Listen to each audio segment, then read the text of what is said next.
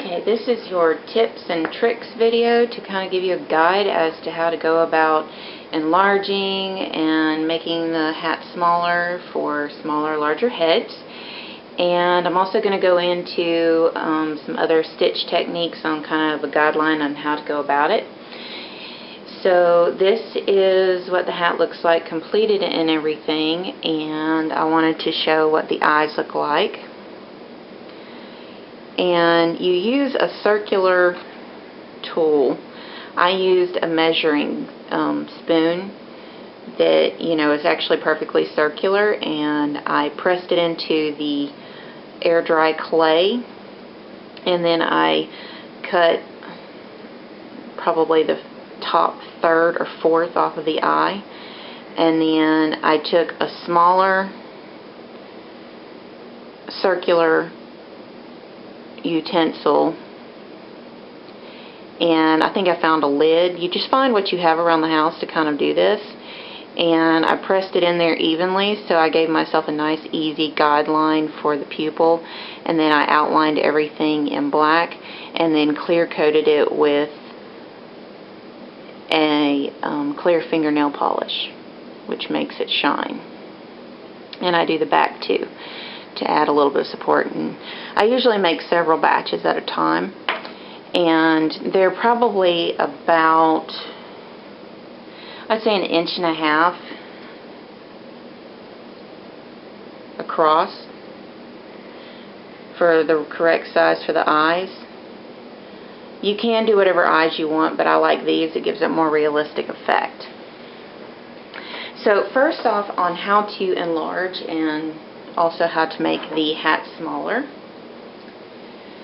So you have the loom here, and we've marked it off there, and we've marked it off there, which is our halfway point.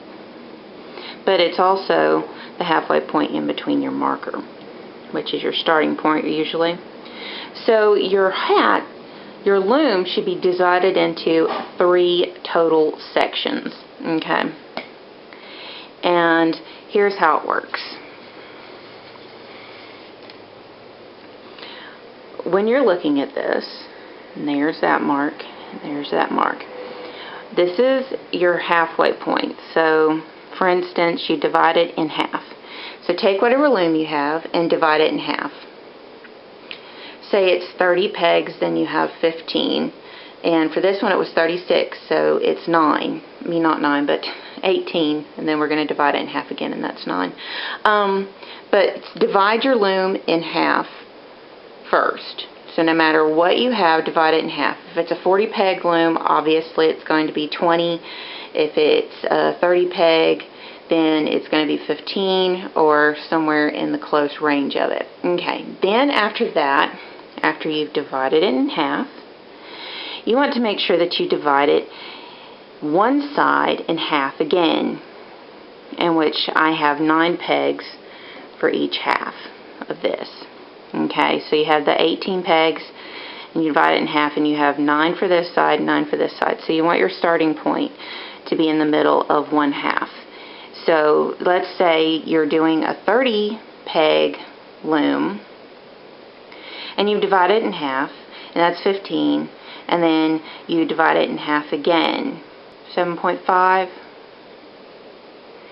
So if it's 7.5, you want to just do 7. If it's half, just do 7 on each side. If there's a little more in the back, it's okay. So if it's something like that, that's an odd number, go ahead and just round it down to, say, 7 rather than 7.5. Now when you're doing the 40 peg loom, that one's easy, it's 10. So what you're doing is some math in here. So divide it in half and put your markers there, and divide it one side in half again, and so you should have 3 sections showing.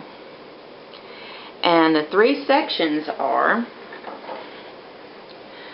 so you see this here to here is the front half of the hat.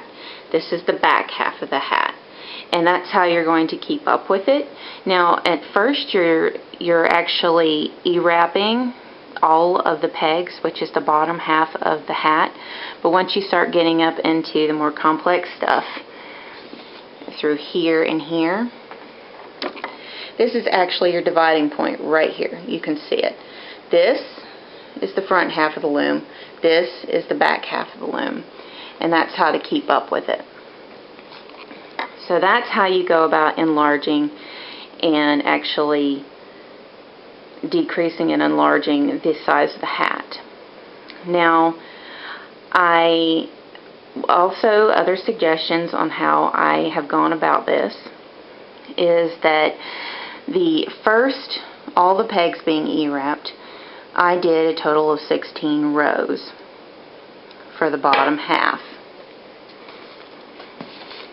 which is down here. This is the 16 rows. So what I did was, for the 36 peg loom, I did 16 rows, all the pegs.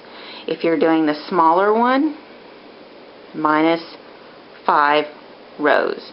If you're doing a larger one, add 5 rows. So when you go up a size in a loom and you go down a size in a loom, minus it by 5 rows. Or increase it by 5 rows. After that, when you start up into this section, which is more like a heel, it's also shaping the back of the head. If you don't want the point, you don't have to do the point. You just go to 8 rather than to 4. So you just go to 8 pegs rather than 4, and you'll know what I mean. Okay, from that point, your half divided is going to be easy. So when you go into your half divided, you want to work that heel just on the back half, all the way down to however many pegs you need. And that's how you do that. So you don't actually have to follow the instructions exactly. It's more of a guideline as to how I'll go about it. So when you go to make it larger or smaller, use the back half to go back and forth, creating a heel between those two markers. Now when you go to do the front half of the face, that's where you're working with your actual areas here, your fourth areas. Okay, so what you want to do is you want to follow the instructions on the going back and forth for this ridge here.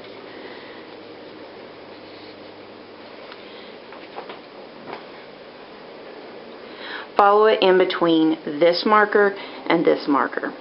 And when you go larger, you'll want to add a peg, and when you go smaller, you want to take out a peg. So for this, I did 3 pegs, 3 or 4 like this. And you just want to take out a peg for how many times you go back and then forward, or you add one. You'll know what I'm talking about. And then you do the same thing on the other side. Now when you go to do the eyes, which is this area here, you increase to the half of the other side. So you go in and you E-wrap, and then you increase to the half of the other side, and then work back and forth from there. So no matter what size you are, you're increasing to the half of the other side. And then when you go in to do the ridge, E-wrap all the way back to your starting point. If you want a smaller ridge, only halfway back to your starting point for that ridge there. Again, you'll know what I'm talking about. So that's kind of a guide as to how to go about increasing or decreasing the size of the hat. It's pretty much a guideline as to how to go about it. The techniques are the same. You're just doing it by half to a quarter of your sections. And once you figured that out, it's pretty easy. I would suggest a crocheted edge. It does very nice to clean up everything. If you don't know how to crochet, the edging I don't find is hard too, but I would suggest crocheting your edge first before wrapping your beak under and sewing it down. Also, you have textured owl hats. Let me show you how that works.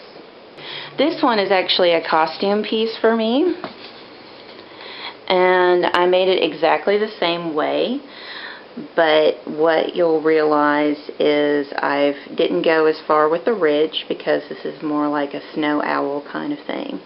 And that's what I meant by only going back to here when you're doing your ridge rather than going all the way. You only go halfway so that you have a smaller ridge. And while it looks a lot bigger, what makes it look bigger is that I've done the netted technique. And you'll have seen that technique in my How to Loom Knit a Netted Hat. It's that same technique, and I added beads in there. And you'll have seen that on my Egyptian headpiece and one other video. And what it is a three-row. It's a three-row concept. You do the decrease, and then you E-wrap it, which is one row, and then you E-wrap it twice. So it's a three-row. If you're wanting to do this technique, keep in mind your three-row pattern. So every 3 rows, keep in mind that that's what you're going to do. I didn't have time to sit down and show you how to do each of these techniques to create this. But this is a nice light texture. It doesn't have that heaviness to it. If you're wanting to create a mask, this is where it can get very complicated. I created eye holes and then crocheted around the eye hole that I decided to do. And then I poked holes in my eyes. So that's how I've created a mask. But that's showing you how to do a nice netted technique. The next one is the actual, and I added a little cape area to it. Now it's up to you if you want to do that, but the crocodile stitch, it's also a 3-row concept. So you go in and you do the actual scale, then you do 2 straight rows. Keep that in mind. So scales, 2 straight rows. Keep up with where every 3rd row is so that you know when to do the scales. After that, if there are any other questions, you can add some fur areas to the eyes to add some extra texture. I added paint to the tips to also add some extra texture, and it's up to you on how you go about creating your owl hat to look more realistic. If you have any questions, anything that you're not understanding, please comment in the area below so that I can answer your questions. Okay.